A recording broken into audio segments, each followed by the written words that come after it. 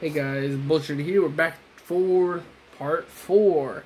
So basically, like I said last time, we have Shang-Chi and the Legend of Ten Rings, we have Eternals, and then we have Doctor Strange and the Multiverse of Madness, Thor, Love and Thunder, and I'll probably try to get some of the MCU shows. I don't have a full scale of Loki. I'll touch on it. But anyways, these are going to be like a very quick thing. Shang-Chi and the Ten Rings, basically, I think his father had full control of the Ten Rings, then lost it to the Mandarin, and he just goes, takes back the Ten Rings, and becomes the new owner of the Ten Rings, and that's basically it. And we do get to see Wong fight against the Abomination, which we didn't learn in She-Hulk. Basically, he's on lockdown.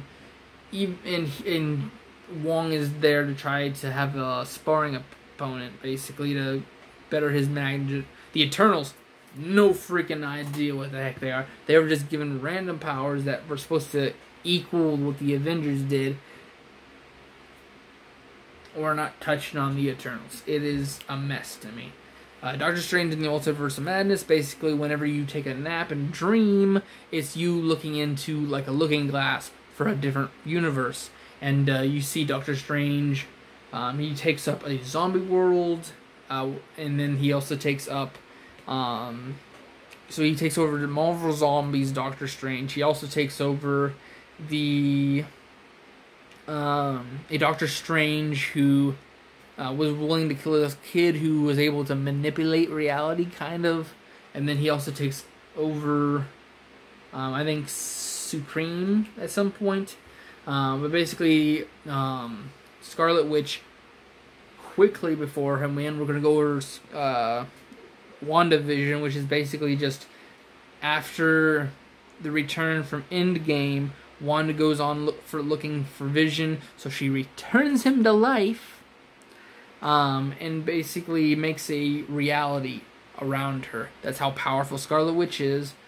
She makes 2 kids with him. They're going through the different decades. They have all these neighbors that are just random people that get switched in reality. There's this other witch who was hunted down back in the witch trials, but she was an actual witch. Has like the Darkhold, which is like the Necronomicon of the Marvel Universe. And basically it's like dark magic. And basically Scarlet Witch is able to control it. But it does kind of hint in her powers to become more negative and evil, but because of this, like, reality collapsing, they do bring back Vision. Like, they are able to. So the first part is basically like the Avengers Initiative. Like, the government is basically making a new Vision, based on no reality stone, no new Infinity Stone. He comes back as a white version of himself, but he's able to interact with the reality warped version of him, and he gains the memories of Scarlet Witch. That way he's just rebooted into a new body. So Vision's still out there, we just don't fully know. And then Doctor Strange in the Multiverse of Madness is weird because he doesn't come back, but Doctor Strange knows about the Darkhold, also knows about Scarlet Witch's powers, which are beyond his, who he used to be the Sorcerer Supreme before the blip, but that makes Wong him the Sorcerer Supreme. But anyways, basically they teleport to a new world, where basically Doctor Strange was so powerful he was able to kill Thanos himself, but the Avengers the main people are able to, the Illuminati, kill him to make sure he doesn't do anything else, which is basically, we have Dr. X from the Avengers, we have, I think we had Captain Carter, which is basically the British Captain America, because hers went mad, I believe, her Steve was the Captain America. I'm trying to remember what it's called. It's like, I think it's Prism, which is basically just like a light-powered person, which is basically just Captain Marvel. She, like, has the Guardians, not the Guardians of the Galaxies, but, like, she goes over stars. Then we have the Inhumans. We have oh, what's his name now? Oh, he was able to make one noise and kill someone. Because like their brain like implodes or explodes by him saying one thing. And then we have Fantastic Four with Mr. Fantastic. And basically, it's just, we need to kill you and your Wanda because you're starting to affect our universe. The Wanda of this universe lived her whole life, no powers, but has 2 kids, which were the kids that our Wanda made into reality. And basically, she was willing to take them, but the newer Avengers get in the way. And everyone is killed easily by Scarlet Witch. But I think Strange tries to shut her down, but she shuts herself down because she realized that she's doing bad, so she dies. So it's like Vision came back for nothing because Scarlet Witch is dead. And then we also have Thor Love and Thunder, which is basically just this guy who can kill gods. Has a daughter who died because gods weren't able to help them or do anything for them. And then he tries to kill Thor, but Thor is such used to immortals that he actually cares about stuff. So they kind of see where each other are coming from, but other gods like not Odin, Zeus is in this. He gets his lightning bolt taken out by Thor, and Thor owns the lightning bolt now.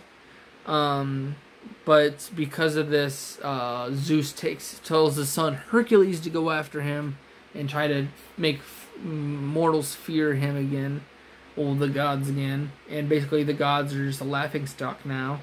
But anyways, Thor comes back, no longer fat from Endgame. He meets Jane Foster, who is, by the way, dying from cancer because basically she could heal from her cancer because she was fine normally, but then she took the power of Thor, which prevents her from healing completely. Weird that a god's power stops you from healing cancer, so it kills you. And that's basically it. It's stupid, but we now know what happened to Jane Foster. And then basically the God Killer is able to resurrect his son, or her daughter, his daughter. He dies though, so we has Thor adopt his daughter, and now the daughter is following the adopted father, Thor, in this new battle, and she's already getting bloodlust. Wonderful Thor. Let's see here. And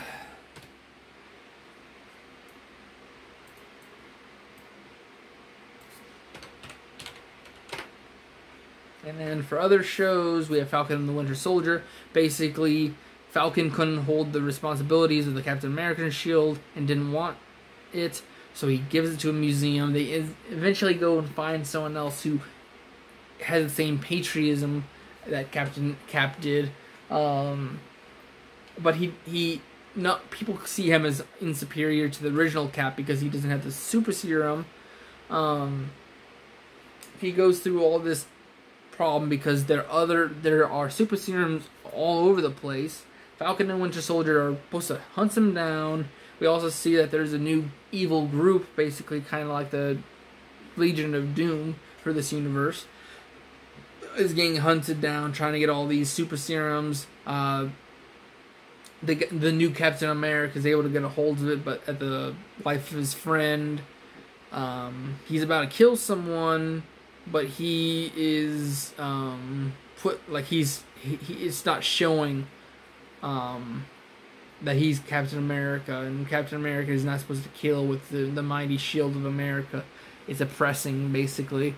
And basically, we also learned that there was another Captain America back, after Cap went missing, and basically he was a black person, so they didn't accept him. So he got put into obscurity, and basically, you're not Captain America because your color.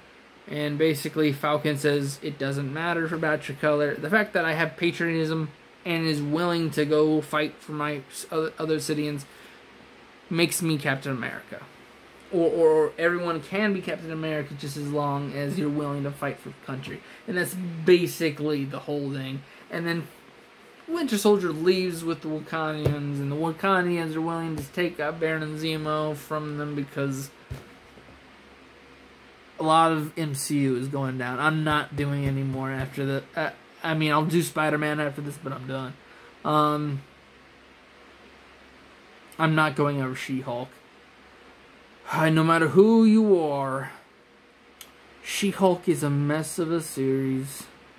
Hawkeye, though, is kind of like, you know... Hawkeye is kind of getting old. You need a new person to be him. So let's just get this random girl that isn't my daughter who was learning archery. Let's get this random girl that was causing trouble to me and getting in trouble with Kingpin. And then we also get Loki, which is basically just the one who was saved from Endgame, who teleported away with the Tesseract, is still alive, but because him being still alive, the Time Patrollers are grabbing him, saying, "You're not supposed to be like this," and torture is about to kill him and make him non-existent. But other Lokis from other universes are willing to, and timelines are willing to help him. An alligator Loki, a female Loki, a dark-skinned Loki. Yeah, it's just like, why? I love alternating, like. Love a lot of these storylines, especially what they're supposed to do with the Flash. But what are they for? I know you're supposed to kind of show them in other seasons, but a lot of this stuff is all over the place. It's no longer one single timeline. Like, they're playing the long game, basically. All paralleled and all that. And then they interlope. It's like, I would have to watch all these little bullcrap series that don't lead to anything else than one lesson. And then Miss Marvel's basically, she gets all these gravity platform gloves that are supposed to replicate galactic powers somehow. And I understand we have Mr. Fantastic coming up, but I still rather her have stretchy powers. That's what I know her for. Anyways, that's basically what Miss Marvel is. It's just I gained alien technology. I love the Captain Marvel. And I'm not going over the characters themselves, I'm going over the storylines. These are, here's this point, these are how they connect. They don't have any actual things to go over them. I think after Endgame, things just declined. Like, for example, what did you do for Vision? What did you do? Why do you have all these multiple versions of Loki? Why did you change Ms. Marvel's powers? All she does is give a person another platform to be on. Invisible Girl could make that because technically she can make force fields that can go under you. Hawkeye, understandable, you need someone else, but why not your daughter that you were teaching archery before? WandaVision, that was useless because you just killed off Wanda. Falcon and the Winter Soldier, understandable. Thank you for telling me I should be accepting of Captain America, but why are you bringing Baron Zemo into it? She-Hulk.